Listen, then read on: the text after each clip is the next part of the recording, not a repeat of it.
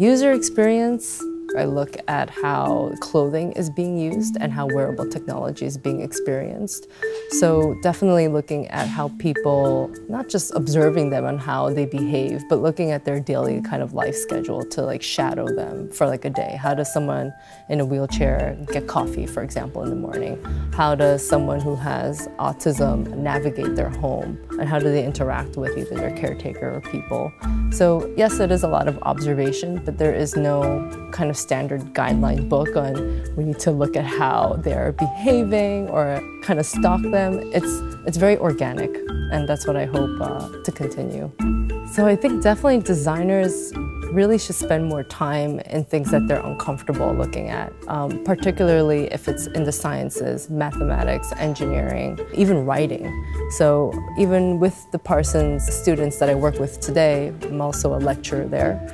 And I've encouraged many of the students to try to look at resources in research and looking at historic examples to tie in with inspiration, because it's so important to not just fantasize in your mind about what might a differently abled person need or might need to wear. And same as using products for women who have maternity care. Like if you haven't been pregnant, you don't know.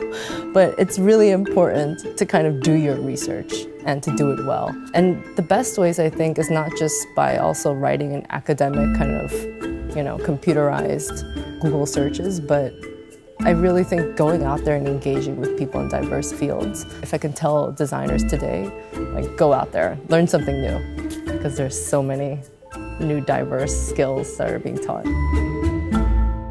I definitely think it's getting closer and closer. We've seen our abilities to kind of go from touchscreen to interactive gesture to even like embedded electronics in the skin, whether it's for medical purposes or for athleisure or fitness tracking. But it's getting closer and closer to our body.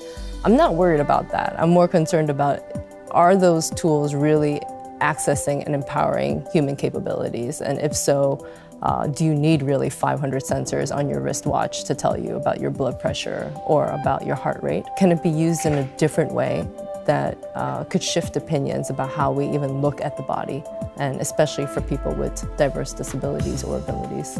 Because I make accessible clothing that is wearable, but this wearable, accessible clothing also is in collaboration with education. So I create the space and the collaborative space to make this happen. And whether that's through a class at Parsons or whether it's through my nonprofit company, that's kind of what I do. So I'm a teacher as well as a director.